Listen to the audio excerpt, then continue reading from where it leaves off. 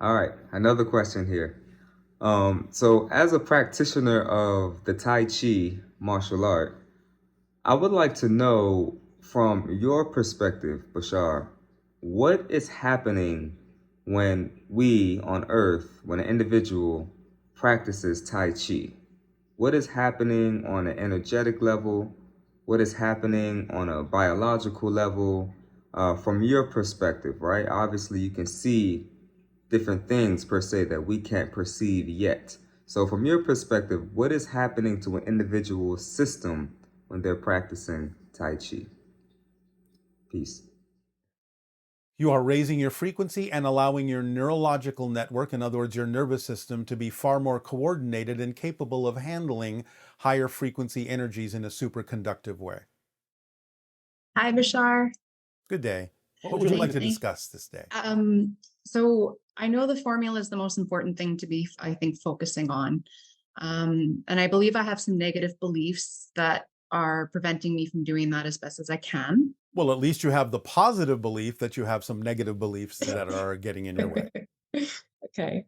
I've done some digging and I'm finding that I can't really figure out what it is. Like, I know that there's like not deserving, not capable, but I feel like I'm missing something, if that makes sense.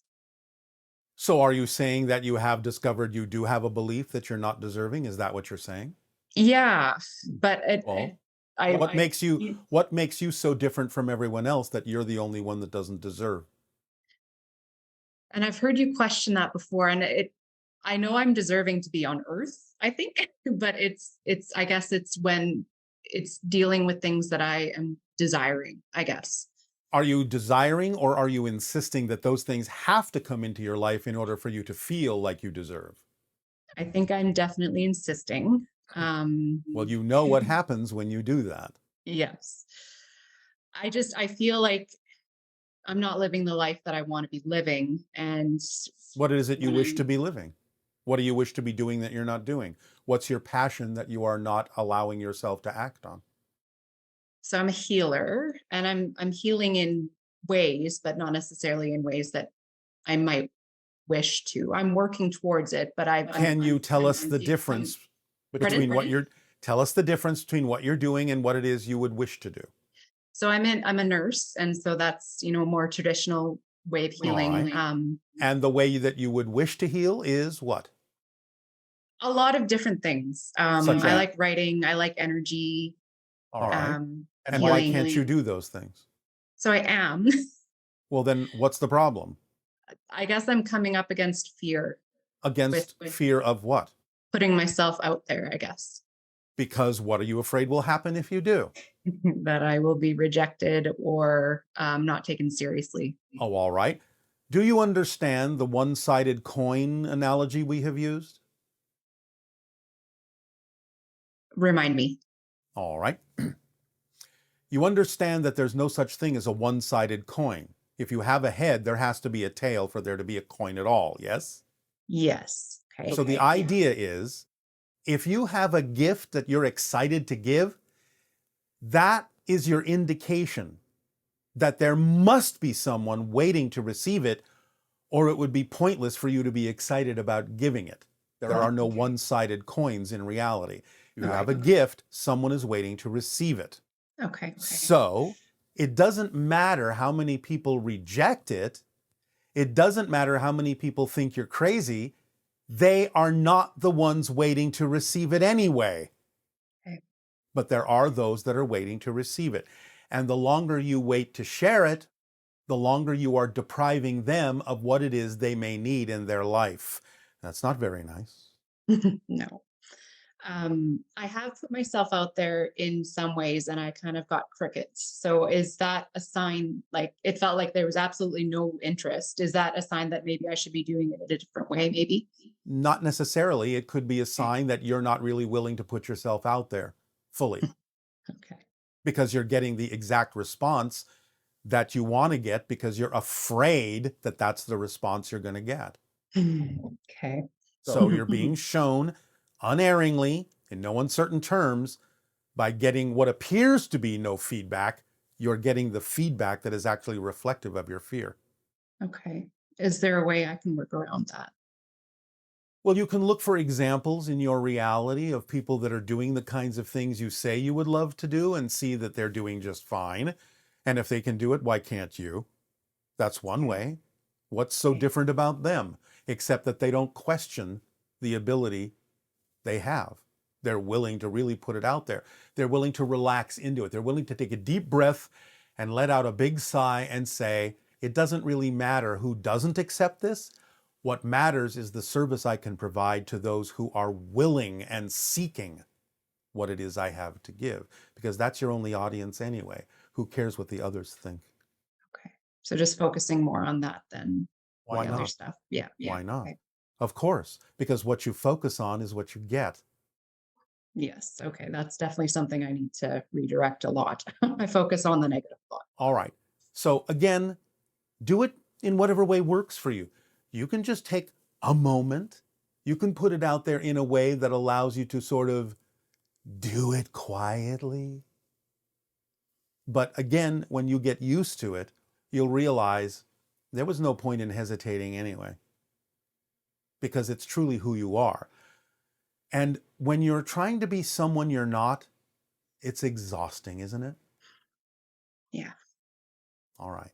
Are you sick and tired of being sick and tired? Yes. Well, the remedy for that, the cure for that, is to be yourself. Because being sick and tired only comes when you're trying to be someone you're not. Okay. Thank you. You're very welcome.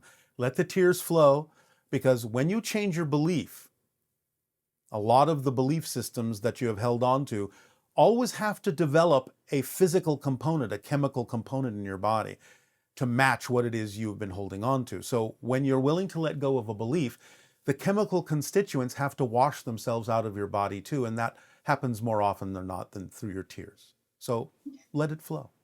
Thank Feel the you. relief, tears of relief, tears of release. I've been doing that a lot this month, so thank All you. right, be yourself. That's the only thing you actually can be anyway. So you might as well just be yourself as soon as possible, because anything else is too much of a struggle. You can't be something you're not, no matter how Thank you. hard you try. All right? Yeah. All right. Aveo. Avail.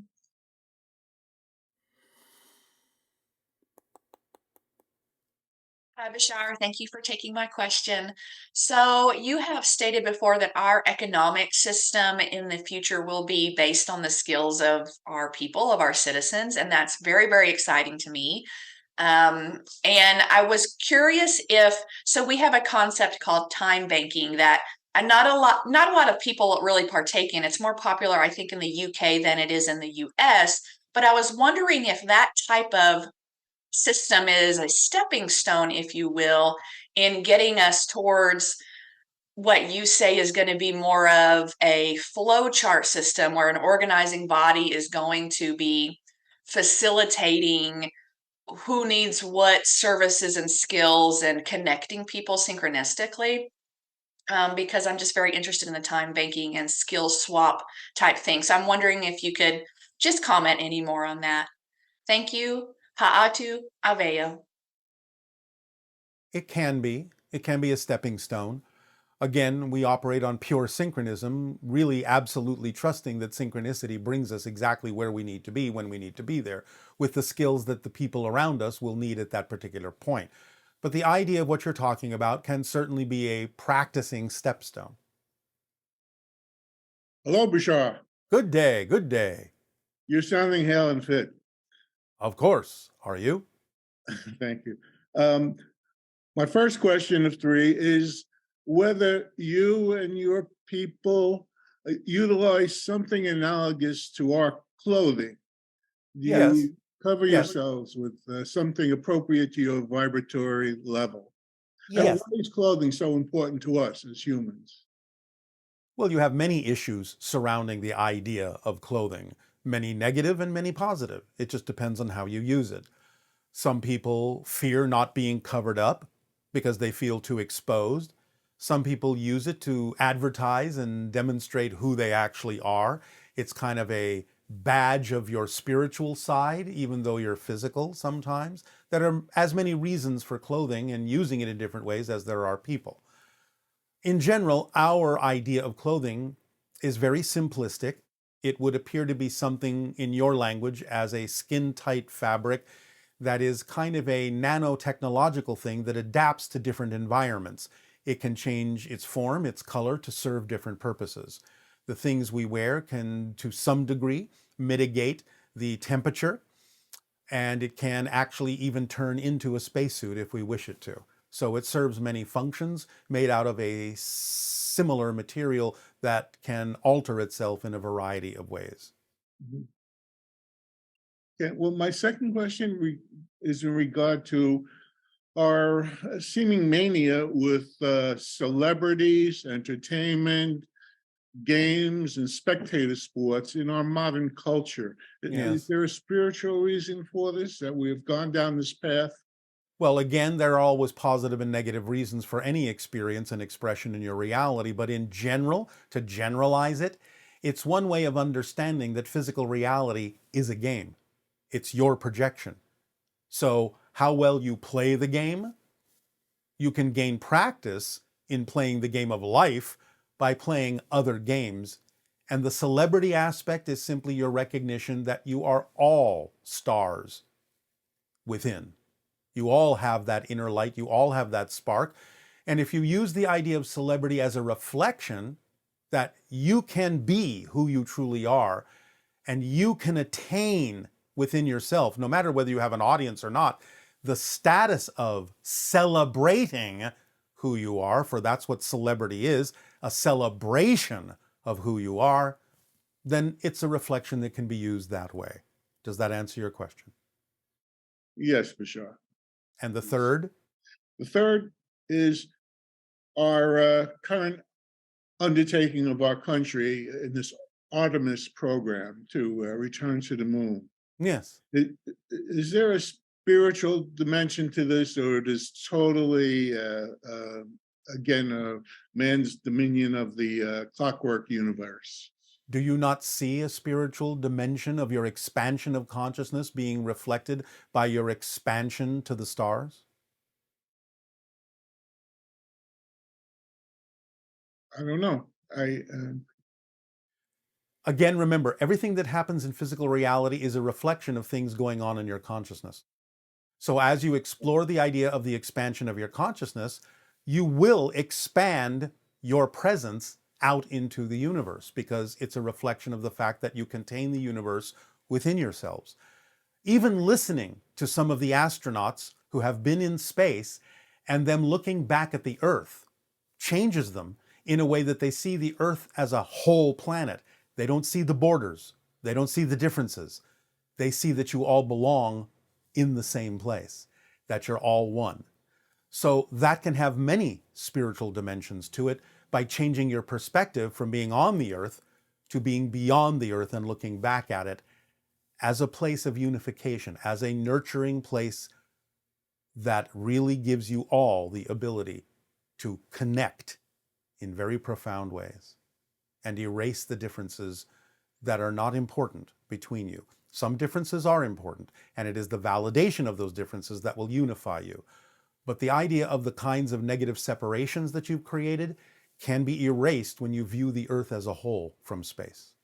Many astronauts have had that experience.